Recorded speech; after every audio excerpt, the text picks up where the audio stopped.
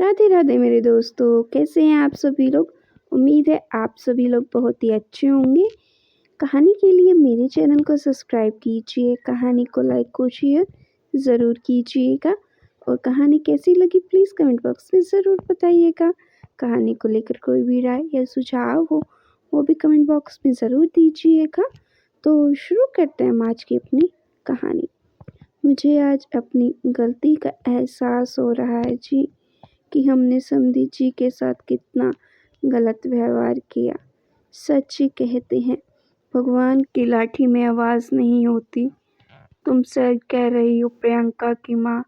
आज हमारे कर्मों की सज़ा हमारी बेटी को मिल रही है। यह सुलोचना और अर्जुन जी हैं।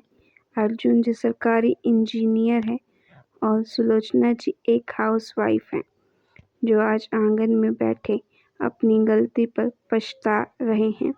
आइए जानते हैं उन्हें अपनी गलती का एहसास कैसे हुआ। आज से 6 साल पहले उनके बेटे प्रियांशु की शादी पास के रहने वाले अजीत जी की बेटी काम्या के साथ तय हुआ था और शादी में उनकी सभी मांगों को काम्या के पिता ने सहज स्वीकार कर लिया। काम्या एक सीधी सादी और घरेलू लड़की थी। विवाह की सारी तैयारी शुरू हो गई। कपड़े गहने सभी खरीदे जाने लगे। तभी अर्जुन जी ने अपने रिश्तेदारों की बातों में आकर विवाह मैरिज हॉल की जगह 5 स्टार होटल से रखने की शर्त रखी और कहा कि अगर आपने यह व्यवस्था नहीं की तो यह शादी नहीं हो सकती। काम्या के पिता ने उन्हें बहुत समझाने की कोशिश की, लेकिन अर्जुन जी अपनी बात पर अड़े रहे। अर्जुन जी ने कहा, मैरिज हॉल हमारी हैसियत के बराबर नहीं है। लोग क्या कहेंगे कि कहाँ रिश्ता कर लिया। एक ही बेटा है मेरा और बेटी की शादी रोज रोज थोड़ी होती है। शादी के कार्ड बच चुके थे और बहुत सारी शादी की तैयारियां भी हो चुकी थी। इसीलिए काम्या के पिता ने किसी तरह कर्ज लेकर 5 स्टार होटल बुक कर लिया। शादी का दिन था और प्रियांशु की बारात नाचते गाते हॉस्टल पहुंच गई। शादी का कार्यक्रम भी शुरू हो गया, लेकिन तभी अर्जुन जी का गुस्सा 7वें आसमान पर चढ़ गया। चिल्लाते हुए बारात वापस ले जाने की बात करने लगे। काम्या के पिता ने उन्हें समझाते हुए कहा कि समधी जी, आप बिना वजह नाराज हो रहे हैं। आप पहले मेरी बात तो सुन लीजिए। आपके बताए अनुसार ही हमने सारी व्यवस्था की थी, लेकिन होटल वालों का कहना है कि कुछ लड़कों ने बहुत सा खाना बर्बाद कर दिया, जिससे खाना कम पड़ गया। तो क्या हो गया, शादी विवाह में तो यह सब होता है, और अब क्या मेरे रिश्तेदार भूखे ही रहें। अर्जुन जी ने गुस्से में कहा। काम्या के पिता और उसके भाई ने किसी तरह स्थिति को संभाला और शादी हो गई। शादी के बाद भी काम्या के ससुराल वालों की मांग खत्म नहीं हुई। काम्या ने इस बारे में जब अपने पति प्रियांशु से बात की तो उसने कहा, मैं इस सब के बीच में नहीं पड़ना चाहता। दहेज की इस लेन देन ने एक बेटी को उसके माता पिता भाई बहन के प्यार से ज़रूर दूर कर दिया था। काम्या शादी के बाद कभी अपने मायके नहीं जा सकी। जब भी उसके मायके जाने की बात करने के लिए काम्या के पिता आते तो उन्हें कोई न कोई बहाना बनाकर लौटा दिया जाता या कोई नई डिमांड बता देते। काम्या की ननद की शादी में भी अजीत जी को ढेरों सामान की लिस्ट पकड़ा दी गई। यह कहकर कि समधी हैं, इतना तो करना ही चाहिए। काम्या के पिता भी बेटी के प्यार और उसका घर बसा रहे, इसी मोह में सब करते जा रहे थे। काम्या के ननद के विवाह में 2 दिन पहले ही अजीत जी सारा सामान लेकर काम्या के ससुराल पहुंच गए। सामान को देखकर काम्या की सास बोली, ठीक ही है, हमें क्या पता था कि आपकी पसंद ही ऐसी है, नहीं तो हम लोग खुद ही पसंद कर लेते।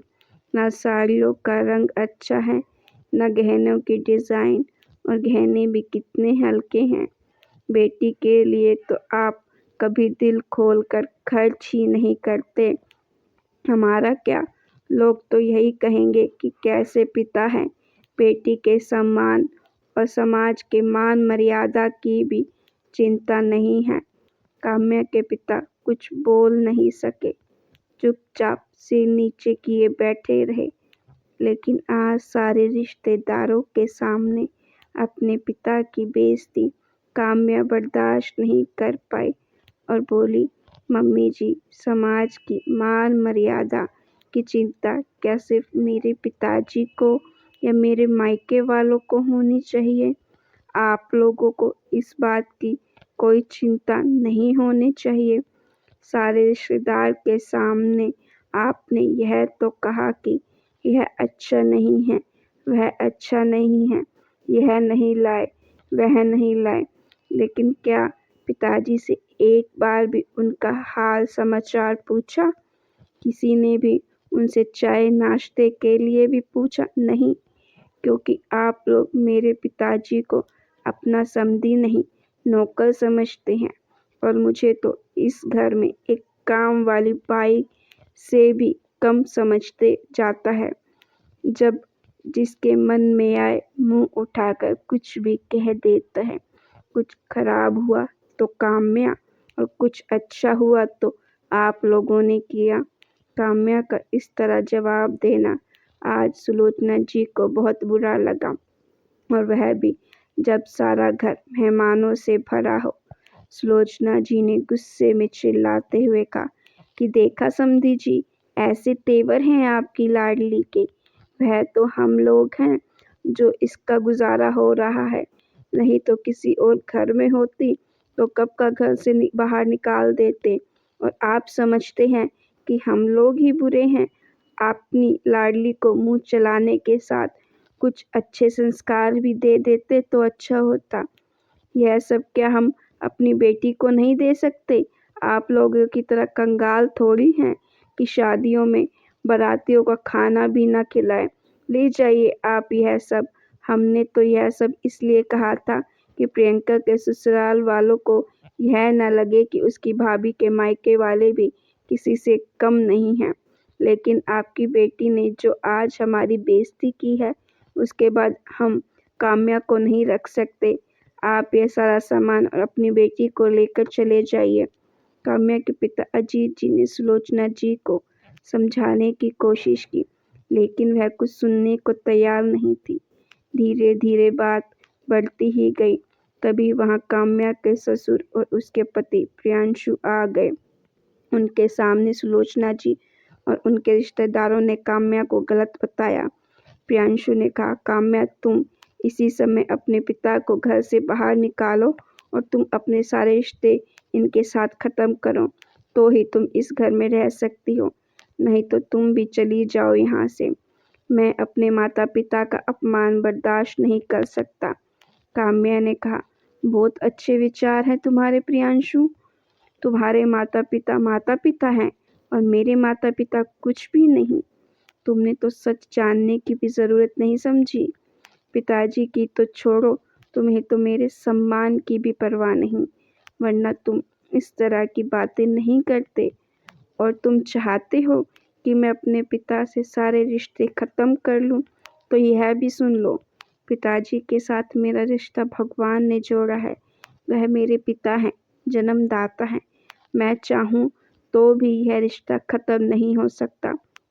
हाँ, आज अभी तुमसे सारे रिश्ते ज़रूर ख़त्म करती हूँ।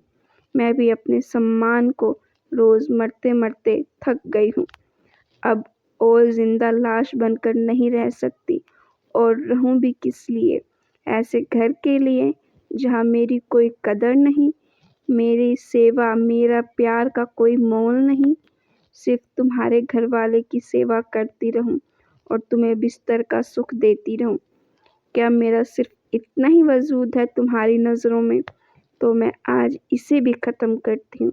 और हाँ प्रियांशु, मांग में सिंदूर तो कोई भी भर देता है, लेकिन जो दिल के खालीपन को भरे, वही ही मायनों में जीवन साथी होता है। काम्या के पिता ने सबको बहुत समझाने की कोशिश की, लेकिन कोई समझने को तैयार नहीं था।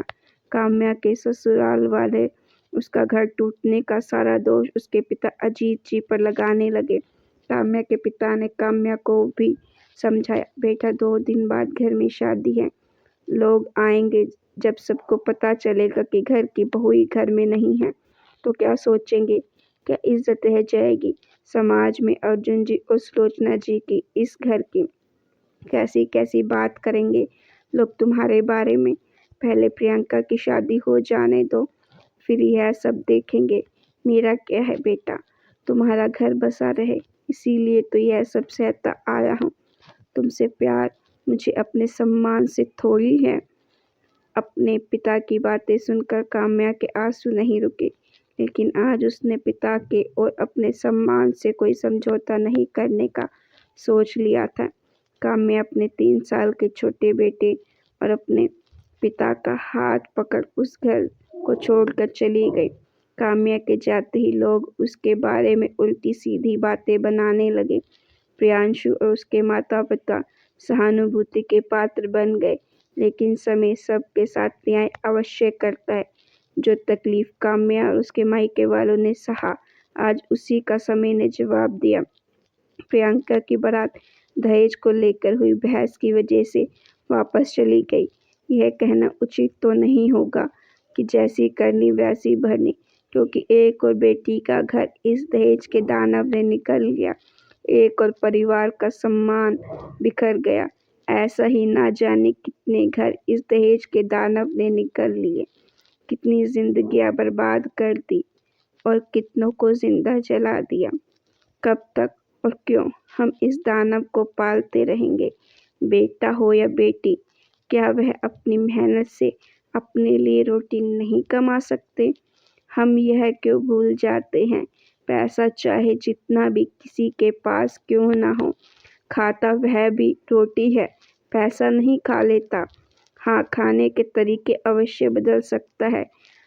अब तो बस यही इच्छा है कि दहेज के दानव को पालना बंद करे और अपने बच्चों को अच्छी शिक्षा दे, ताकि वह खुद अपना भार स्वयं उठा सके और हम उनके लिए दहेज प्रथा जैसी कुरीतियों का पालन ना करना पड़े। तो गाइस, स्टोरी अच्छी लगी तो लाइक ज़रूर करें।